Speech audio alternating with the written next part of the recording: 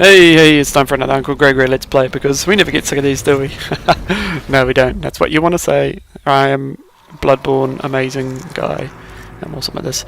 Viewer discretion is advised due to the graphic content of this game. I feel like I need to put the warning on at the beginning of these things, because, I don't know. There are people that I know specifically who I wouldn't really want to watch or see this game, so it's there for them. But I'm pretty sure they'd ignore me. I don't know. Anyway, this is Bloodborne, and this is the last bit of the Chalice dungeon I was doing before. I went to do a Let's Play over my Blood Priest Prowl kill, only to discover that in my excitement I forgot to record it. So I've only got the screenshot of the trophy as proof that I ever actually did it and destroyed her, which is a shame because she's a really cool boss for a cool fight. He, she, whatever it is. Giant beast. It's a huge creature made out of bones and lightning. So when I went into it wearing the armour I've got on now, it's got real low bolt defense. So every time she remotely hit me or did an AoE or anything, I'd get ruined in a pretty severe way. But doing the Chalice dungeon was all new ground for me. I didn't research or anything. I have been looking into the other bosses and doing a bit of, outside of game research just to move the game along. I don't have unlimited free time to just bang my head against the wall doing something wrong. So, and as the game's much more skill orientated than stacking stats or something like that. Like that is definitely a part of it. But yeah, if you can't dodge, then you're just not going to win. Then I don't think it's too bad. Maybe it's still cheating, and up to you to decide if I'm cheating scumbag for looking up strategies. But, but, well, that's just your opinion and you're wrong. The Chalice dungeon was kind of a muchness. I think it was because I was a bit on the over-leveled side. Gear was a bit too strong or stacking the things. Like, there's probably a certain amount of good for you, good job, buddy, for being, leveling up properly. But yeah, it felt a little, not a hollow victory, but certainly not as satisfying as some of the other ones have been. Certainly, the first couple of bosses that you get by, they're a real cathartic moment of finally defeating him. And if anyone remembers that first video I posted, where at the end I accidentally left the mic on, I was like, yeah, I'm the greatest. So yeah. Ooh, this guy has a gun. Yeah, so at the end of, you have to go down through these levels, to basically explore a dungeon, find a switch, flip it, and that'll unlock a door that you use to take to the boss. Pretty basic, video game 101, flip the switch to open a door.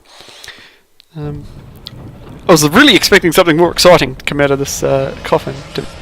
But all I got was this ritual blood, which you use to open up other dungeons and stuff. So that's good. Like it's a valuable commodity.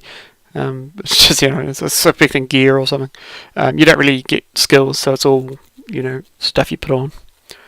Not that I probably would have used a new weapon if I'd have gotten one. I've since picked up a couple of new weapons and not really wielded them at all. But I have changed up the one I have in my other hand.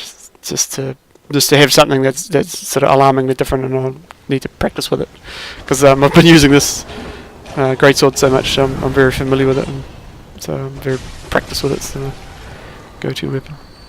My other weapon was the Kirk hammer, which is effectively the same weapon, except instead of combining with the sheath to make like a greatsword with good slash damage, it combines with this huge slab of masonry, which is a big brick. To make a big sledgehammer.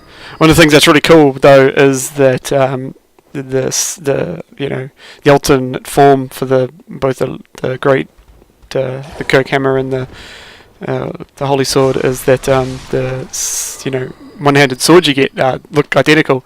The idea being that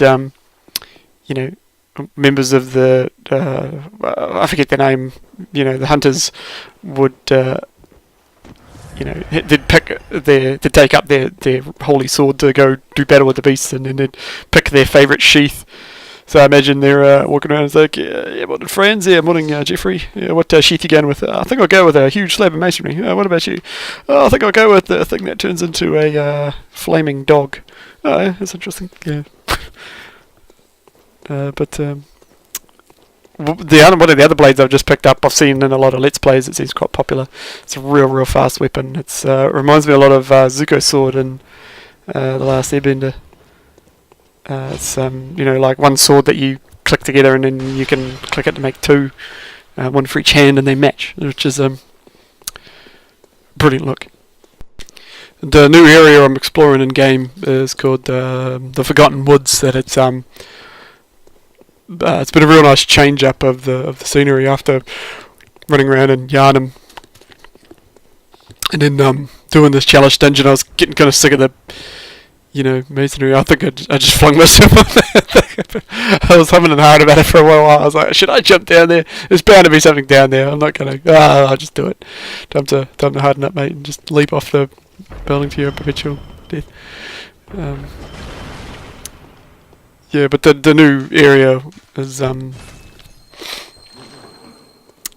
very interesting. It's big, deep, dark, dank wood, and guys have been going around like killing beasts and setting them on fire. So there's all these like smouldering little fires all over the place to light the place up, and it looks it's very striking. It's very different, and it's been a nice change. I mean, it's not different. I mean, if you've seen one murky fantasy wood, you've seen them all. But that one's pretty cool.